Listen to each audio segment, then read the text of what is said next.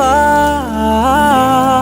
குறும்புக்கார சிறுவன் ஒருவன் விளையாட்டுத்தனமாக செய்த செயல் இறுதியில் அவரது தந்தைக்கு வினையாக முடிந்துள்ளது. சீனாவின் யோங்னிங் கவுண்டி பகுதியில் தனது குடும்பத்தோடு வசித்து வருகிறார் 10 வயது சிறுவன். பள்ளி படித்து வரும் இவருக்கு அன்றாடம் பள்ளியில் வீட்டுப்பாடம் கொடுப்பது வழக்கம். பொழுதும் தவறாமல் வீட்டுப்பாடம் செய்யும் சிறுவன் அன்றைய தினம் செய்ய தவறியுள்ளார். இதனை அறிந்து கொண்ட தந்தை சிறுவனை கடுமையாக சாடியுள்ளார். இதனால் ஆத்திரமடைந்த சிறுவன் வீட்டுப்பாடத்தை செய்வதற்கு பதிலாக அருகில் இருந்த கடைக்கு விரைந்துள்ளார். அந்த கடையில் இருந்த தொலைபேசியை எடுத்து சிறுவன் காவல் நிலையத்திற்கு அழைத்து தனது தந்தை வீட்டில் அபின் வைத்திருப்பதாக கூறியுள்ளார். பிறகு எதுவும் தெரியாதது போல் வீட்டிற்கு வந்துவிட்டார். பின்னர் சிறுவனின் வீட்டிற்கு விரைந்த காவல்துறையினர் வீட்டில் போதைப் பொருள் இருக்கிறதா என்று முழு சோதனை செய்துள்ளனர். சோதனை செய்ததில் வீட்டில் பால்கனியில் 8 உலர்ந்த அபின் காய்கள் இருந்துள்ளது கண்டுபிடிக்கப்பட்டுள்ளது. இது குறித்து விளக்கமளித்த குழந்தையின் தந்தை மருத்துவ நோக்கத்திற்காக வைத்திருப்பதாக தெரிவித்துள்ளார். சீனாவில் போதைப் பொருள் வைத்திருப்பது சட்டப்படி குற்றம் என்பதால் குழந்தையின் தந்தை கூறிய எதையும் போலீசார் கேட்கவில்லை.